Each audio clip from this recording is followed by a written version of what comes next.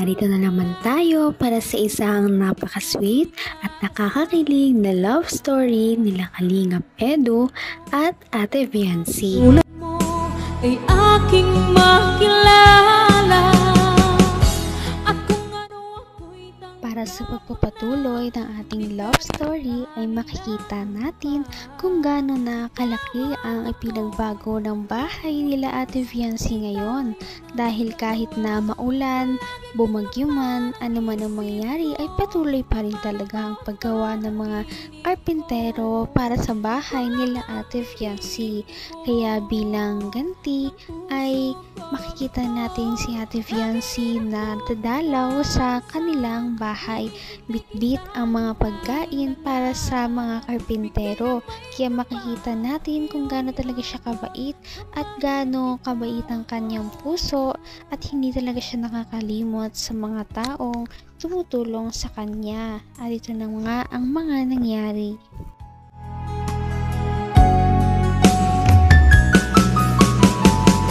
Ang nais ko lang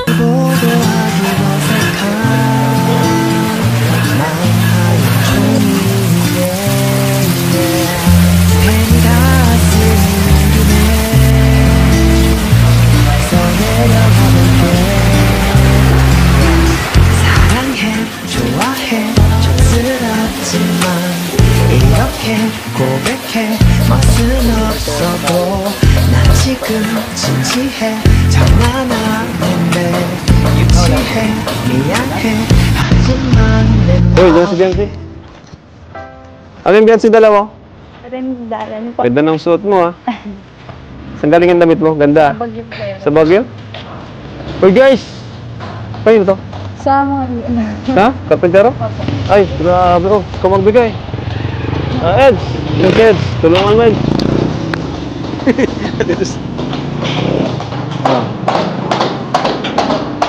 Tulong. Kailangan tulong.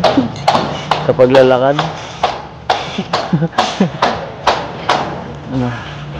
Hindi ka nagpasok. Ano ka tayo? Pangipasok. Ganda ng bahay mo. Ay. Ganda pa lang ginagawa mo, no? Taga-hatid. Taga-hatid ng pagkain. Ano yan? Para kanino ba yan? Wala po. Salamat. Day, pagkain, no? Akin galing sa YC, oh. Special din. Galing pa. Galing pa sa bundok ni Kuya Robin. Kaya na po muna kayo, Kuya An. Oh, kaya. Hey. Kaya. Ikaw rin. Sumano yan. Baka di ka pa kumain. Kain na po ako dun. Bago mag-alis. Ganito daw. Napakabait talaga ni Viancy, no? Dahil kahit na maulan ay talagang pumunta pa rin siya doon kahit madulas din ang daan. Talagang pinagtiyagaan niya na makatulong din naman kahit papano sa mga gumagawa sa kanyang bahay. Hindi talaga tayo mali ng taong sinuportahan. Galing pa sa bundok ni Kuya Robin. Kaya na po muna kayo, Kuya An. Oh, kaya. Hey. Kaya. Ikaw rin. Sumano yan. Baka di ka pa kumain. Kain na po ako dun. Bago mag-alis. Ganito daw. Tapos. Dumi. Dumi na, oh. House tour mo ako. House tour. Ngayon lang ako ulit Ha? nakapunta. Kanina pa ako dito. Hindi ako pumapasok. Hinihintay kita eh. Bakit naman po? Siyempre, pa-house tour mo ako. Pakita mo saan pwesto ko dito.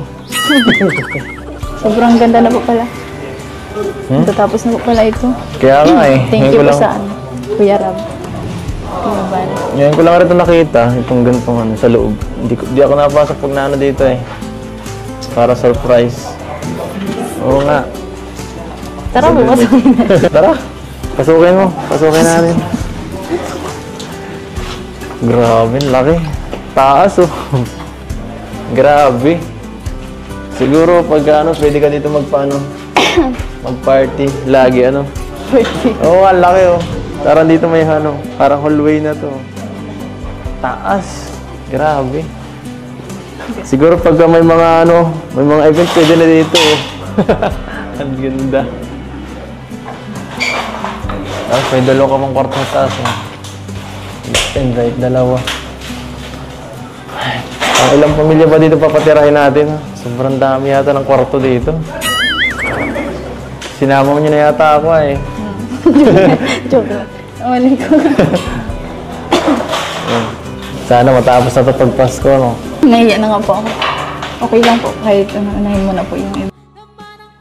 Napakalayo na talaga ng narating ni Ate Fiancy dahil kung dati ay wala man lang silang bahay na matirhan na permanente, ngayon ay unti-unti nang nabubuo ang kanyang mga pangarap dahil sa pagtulong sa kanya ng Kalingap Team. Ngayon ay malapit nang mabuo ang kanyang bahay.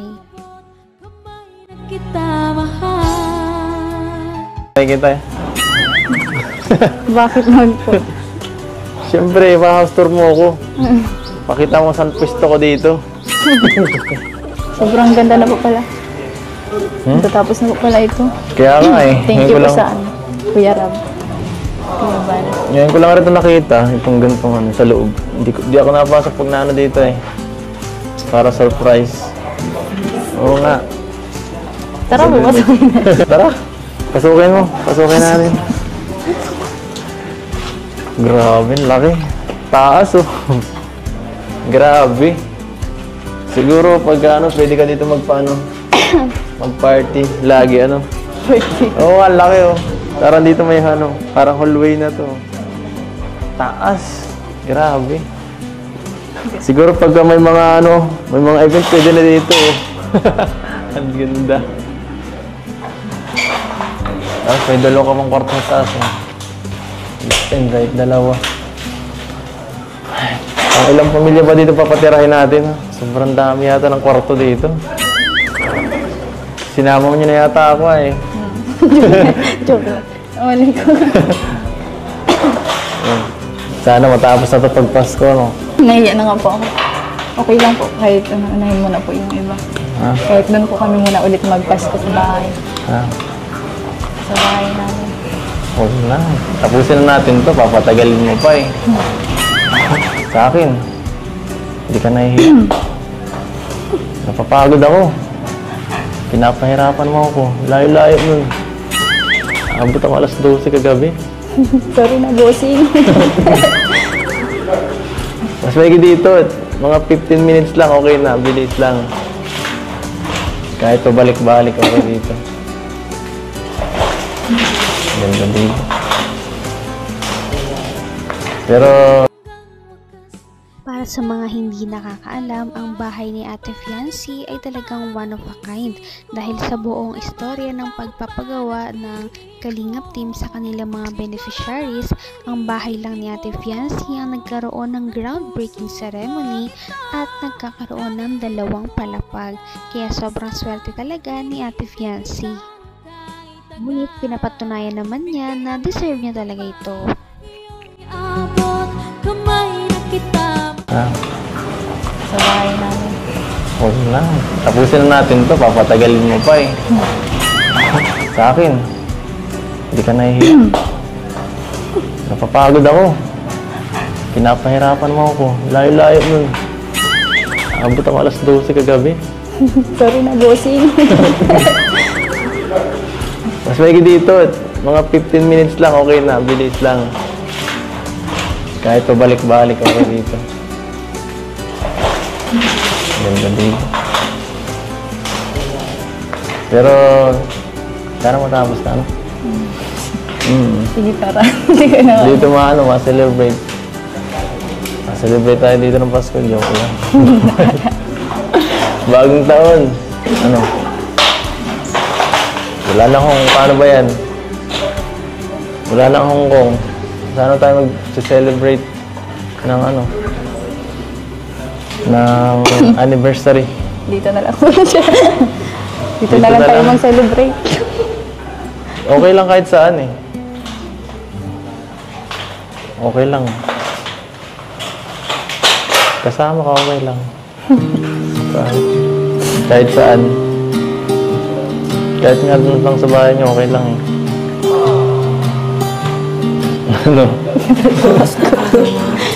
Opo, kahit saan. Okay lang naman po kahit saan. Tayo mag-ano.